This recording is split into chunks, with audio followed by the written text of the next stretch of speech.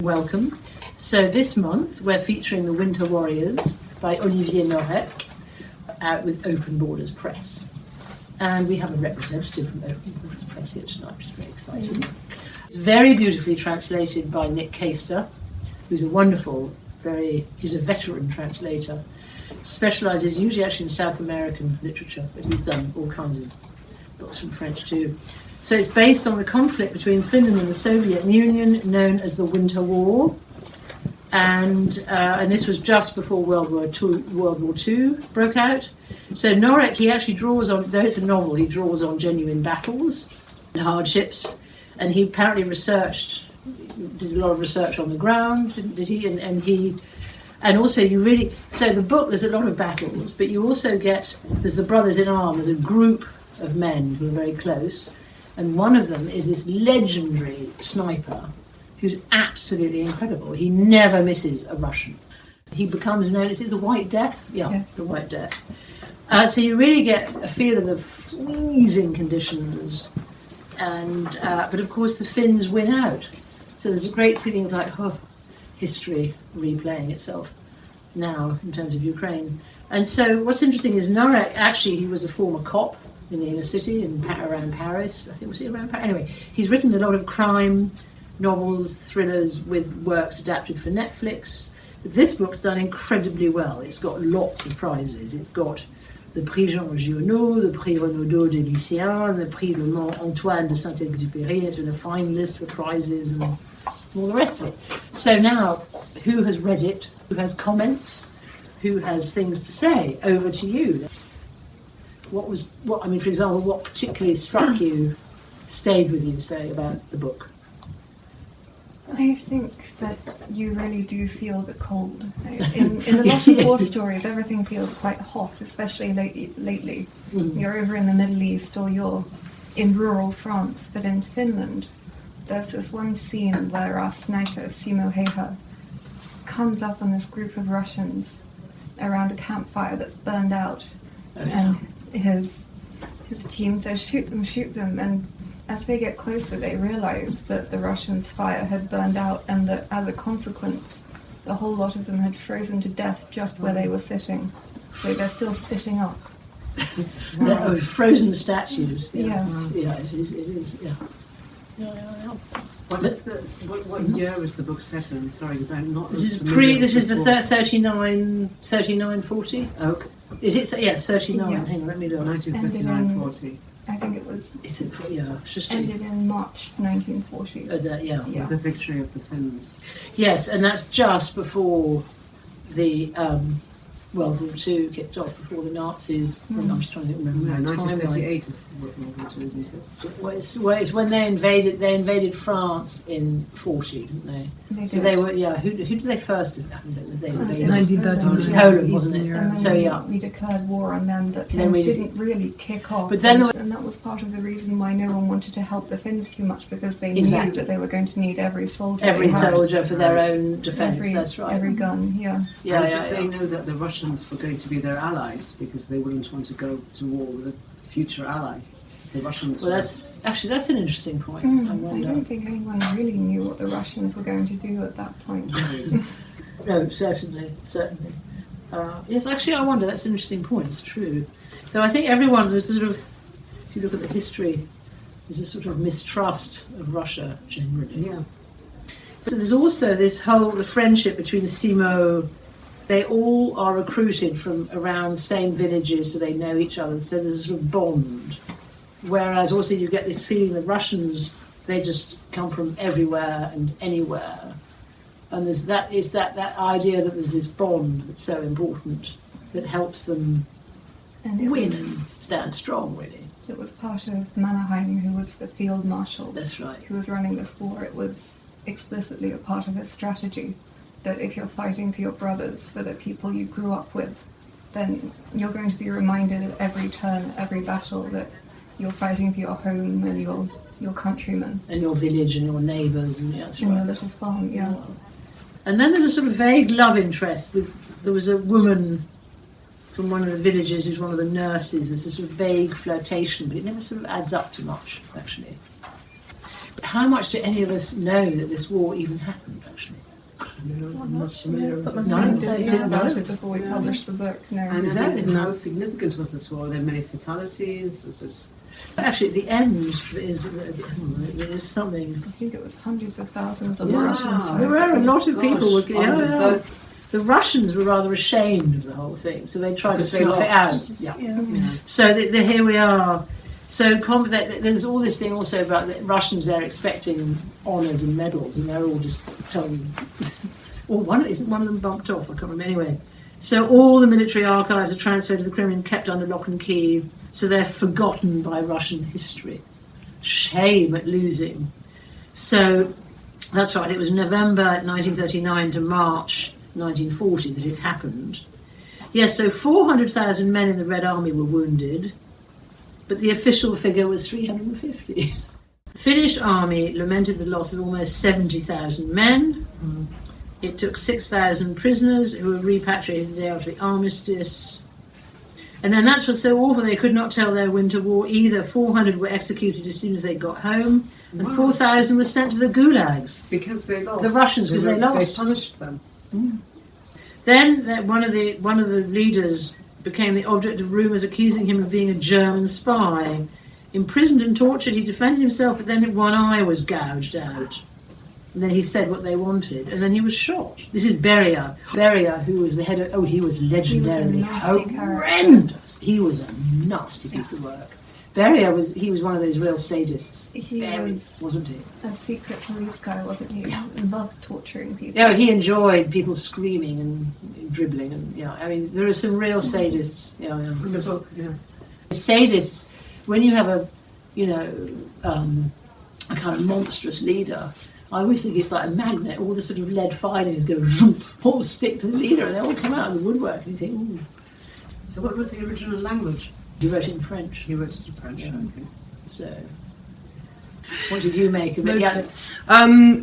I thought, I'm not a big reader of historical non-fiction, sorry. It goes without saying.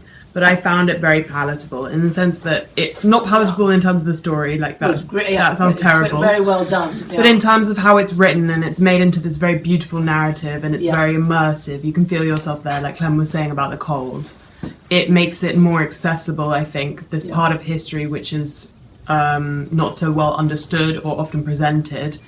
It's great that Norek has found a way to bring that to the reader without it being such a jump into, this happened then, this happened then. There's a lot of that, but it is all weaved into narrative. It's very beautiful. It's very well written, well done. The translation, but I mean, Nick Caistor is, as a sort of veteran translator, it is unbelievably beautifully written, actually. Mm-hmm. That's the thing. I do think a lot of discussions about translation, and I mean, a good translator is actually a writer. And so this is a very good example of a beautiful translation. See inside Simo's mind, the sniper. Simo, you get into the sniper's mind, absolutely. Yeah. I think he's the closest thing we have to a point of view on everything. Right. Troubled. You said angry. Like, is he very troubled? Well, he's angry because then his friends are killed. Right. So it's that whole thing about your brothers in arms, and you're fighting with your mates, your best mates, and then they're killed. So then you get very angry. But at the start, it's all very joyous. They're sort of drinking together and it's all on the jolly and partying, and everybody kind of gets this sense that something bad is about to happen. Right. And actually, there is a balance. I felt awfully sorry for the Russian High Command, because you sense early on that they are basically, obviously, going to get completely shafted. It is an awful feeling of the whole Stalinist. It's not going to end happily for you, particularly. They sent masses of soldiers out, under-equipped, untrained, unfamiliar territory, whereas the Finns knew every inch of the forest, how to use it, even in those conditions. Right. Yeah. It was almost guerrilla warfare of the Americans invading Vietnam. Mm-hmm. But actually, that's true. Yeah. There is an amazing description when there's an amazing killer train. This train goes through the snow, and it just sort of mows down, guns firing from every direction. Spiral on Netflix was a very successful crime series. Right. So that was him. Okay. So he does. He's a TV. So it is very visual. Okay. Certainly, is it not very visual? Very total immersion.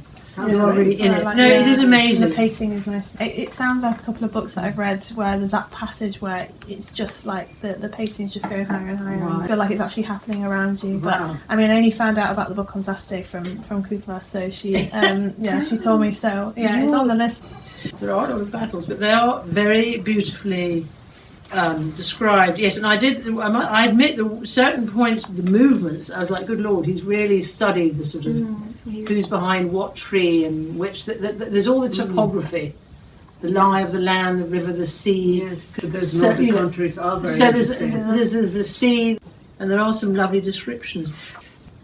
Well, there is that here, the psychology of how are we going to outwit. All the different Yeah. places from Yeah. the Soviet Union at the time who really don't want to be there. You're They right. don't even Yeah. feel It was like welcome. shades of, I'm afraid, obviously, shades of Yes. Ukraine. Russians are bringing in Koreans to Right. fight in Ukraine now, apparently. Cannon fodder.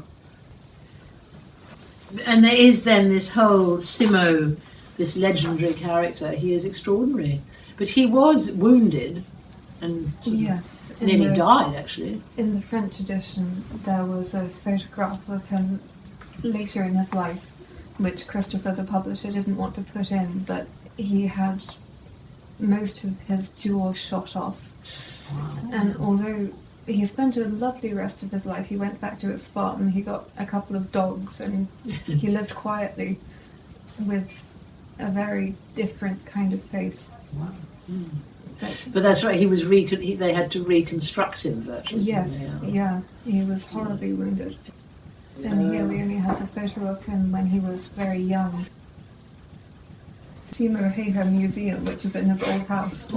He's a national hero. So do they celebrate him every year? Are the sort of celebrations Finnish? I suppose amazing. Finnish pride. The thing that surprised me was that this book got translated into Finnish, and Olivier, the author, went to Finland for a tour. He had people coming up to him crying, the best book about the Winter War I've ever read, because apparently the Finns, it's still too close in their history. They don't want to talk about it, they don't want to write about it. I suppose after that they had the continuation war, so there's another trauma on top of this one. Then it's interesting, like, it's had such success in Finland because you think, it's not long enough ago that they've wanted to write about it, but there's clearly a market for it, or they're clearly interested in it. And the president of Finland last week, you know how you have your top 5 books? It's fantastic, but how come do you think it's taken a French author? They're all very reserved and off. Maybe they Introverted. need a Yeah. fiery Frenchman to come along. Yeah, he's very charming and very charismatic indeed. So any other thoughts? Even though The Winter Warriors was the first novel Olivier has written that isn't crime, I think that voice still comes through, and that Nick really has a perfect grasp of what Olivier is trying to say and how he wants it to be said. Traditionally, and when I was working at a publisher, we were working, the author and the translator, there was a discussion, and that's fine. And there's a movement now in publishing. Oh, no, the translator you don't want to deal with the author at all. It's just my translation. I've had good experiences, but I do remember once having an incredibly rude writer, and I just thought, you unpleasant little shit. Because you really, no, don't be rude. I mean, I made a mistake, and mistakes happen. And, I'd sent queries, and that, I think, is what's important. It's not so much, of course, when you're translating, you're not in the head of the writer. So even the best translation or translator, I mean, I have read translators, there's 2 books that are very Parisian, very good translator, but she made mistakes. She got things wrong. Right. You have to. Could he understand the language they were translated in? Yes, and he'd done everything very carefully in the English, all the names, because he right. was going back to all these different mythologies and etymologies. Right. And And so he felt it hadn't been just. he must have been terrible to translate Right. for. Right. Because I think unless you were talking, you couldn't possibly pick up on Yeah. everything he was doing. Right. Oh, evenings in the... And I think it's Anne Goldstein. I can't Oh, yeah. remember Yes, her name. Elena Is it? Ferrante, yeah. She's so acclaimed, so she can't have had, too much of a problem. Exactly. Yeah. But you never know what, Yeah. With Anna Ferrante specifically. Yeah. Yeah. She's done all the Ferrante novels. yes. Yeah. All Right. at least the 4 in the big one, the first quartet. ones, Yeah, the yeah. Neapolitan novels. Yeah. But I don't know. Ferrante's and other ones that are, I think, just as good and Yeah. overlooked. I think it was called something like The Woman Abandoned. Oh, the Days of Abandonment. Days of I really Days want of to read Abandonment, that. yeah. Oh my god, that's Yeah. visceral. Yeah, That's visceral. really, It's yeah. just- That brings us to the end of our discussion. Thank you all for listening to the BookBlast podcast of our book club discussion about Olivier Norek's The Winter Warriors. And thank you, Clem, from Open Borders Press, for joining us and giving us all manner of insights. Please do visit the BookBlast shop online at bookshop.org.uk if you'd like to get a copy and read it for yourself. It is a superb novel. See you next month.